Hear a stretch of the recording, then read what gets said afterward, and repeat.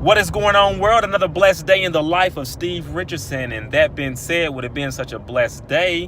What better way to spend it than giving value or adding value to someone else's life? Speaking of which, that is the topic of today's session. Value add. Are the things that you're doing on a daily basis adding value to your life? So, I'm a lifelong athlete. I've played sports all my life. Pretty much every land-based sport, I've at least played it for a season. Now, as a result of all that, I have strong interest in, watching basketball, football, a lot of different sports online, on TV. I stream things, that's why I said online. But the point is, I got to a point where, with trying to grow the personal training business, my wife and I, we've got a few different things going on, but with trying to grow the personal training business, I reached a point where I felt like, why am I not growing at the rate I want to grow at? And it felt like I was working really hard. I was trying to do a lot, but there just wasn't enough time in the day to, sustain the type of growth that I would have liked to have seen.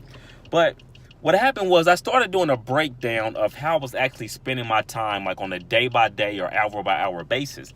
And what I realized, and part of this is because, like I said, I'm a huge sports fan, my week looks something like this. Monday, I'll start with Monday because that's when work weeks generally start here in the U.S. So Monday Night Football. But of course, you got to watch the pregame show, right? And then you got to watch the postgame show. So that's a good 3-4 hours out of my life.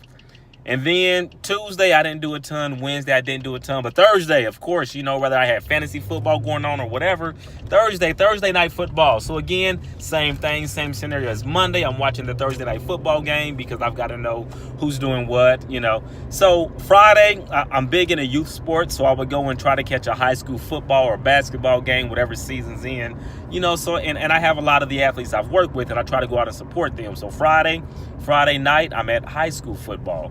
When I'm not attending games, I'm perhaps online streaming, one of the games, seeing who's who around the state. Okay, Saturday, of course, college football, but you can't just watch one or two of the college football games. So I tend to find myself pretty much watching games all day long on Saturday, at least when time permits. I spend way too much time watching football on Saturday.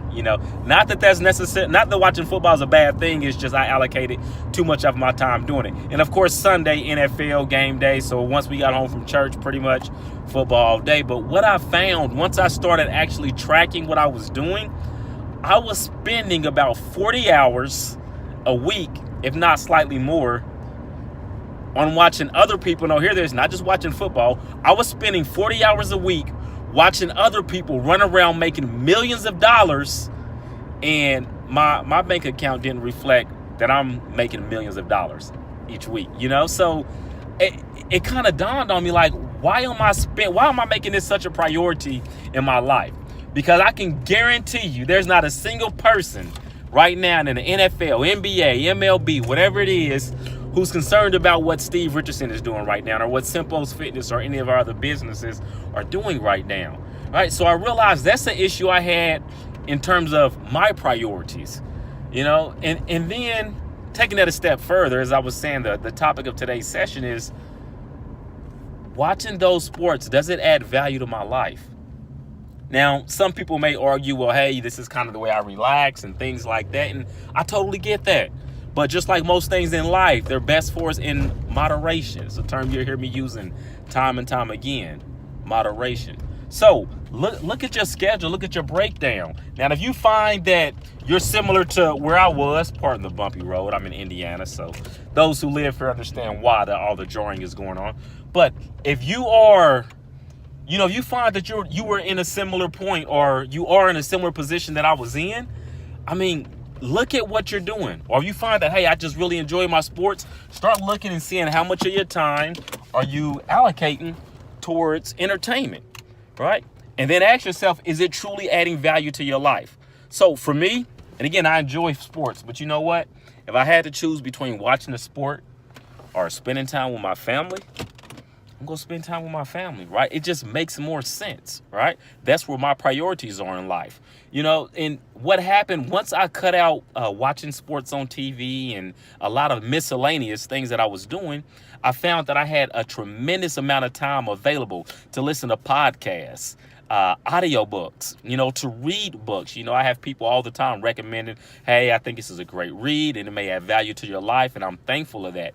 In fact, is that a stain? Do I got a stain? What is that? It's like a water stain or something back there. I don't know. It's an old car. It's paid for. It's old, but I like it. Anyways, so, I have a lot of people who, share books and things like that with me. And I'm always excited and I'm thankful because it adds value to my life. One of the things I do when someone recommends a book to me, inside the cover, I'll write in their name. And if I happen to think about it, that the day I get it, I'll write in the date also, just so I can kind of remember, like, hey, this book was given to me by such and such. Because again, there's 1,000,001 gifts people can give in life, but like adding value to someone's life in some sort, whether you're blessing someone with a child, there's a lot of different ways it can happen, but books are one of the ways that I really... All right, well, look, you notice there was a cut in the video. This is part 2. I actually was pulling up to the bank and then someone called my phone, which kind of cut off the recording. But anyways, I know that I was mentioning something along the lines of different ways that value can be added to someone's life and figuring out what you're doing with your time. So just by simply identifying how your time is being used, you're going to find that there's going to be a strong demand, a strong pull on you to be more productive in your ways. I've cut out sports right now, and I watch, if I have someone who I personally know playing sports, I'll check them out. I still go to some games when my nieces and nephews are doing things, but ultimately, like, that's not my day in and day out goal. I don't care. I don't even know. So right now, the NBA, I'm pretty sure the NBA championship is going on. I have no idea how close they are to the finals. I have no idea who's in the finals. I'm going to guess that Golden State's probably one of the teams. That's been their theme lately. But at best, when I go into work, ESPN or something like that is usually on, and I see like highlights and stuff like that. But because I realize, like, after this season is over, another season is going to start, and nobody's really even going to care, and you, not saying you specifically, but individuals will spend, I don't know how many hours doing NBA season, watching every game, or NFL season, whatever it is, watching every game. But then at the same time, they look at their life and they say, well, I'm not exactly where I want to be. Or maybe, they complain about their job, and it's like, you've got to utilize what's made available to you. So if you've got time available to you, you've got to make use out of that time. You can't sit around and spend your time doing nothing. And I consider that stuff doing nothing because it's not adding value to your life. Right? You can't sit around doing nothing and then complain about, well, I can't find a job or maybe I hate my job. Well, start your own company. Start your own company, run it the way you see fit, make your own rules, and you don't have to answer anybody else necessarily. All right? There are a ton of options. But until you get to the point where you start making use out of your time, which is by far the most valuable, non-renewable asset. Remember that. Never forget that time is the most valuable, non-renewable asset. In fact, time is worth more than money will ever be worth. In fact, you know what? I'm going to go ahead and cut this video. I'll probably record another video right now. Just kind of because I just want to talk about the parallel between time and money, right? I think that's an important topic, and it's on my heart right now, so I'm going to speak on it.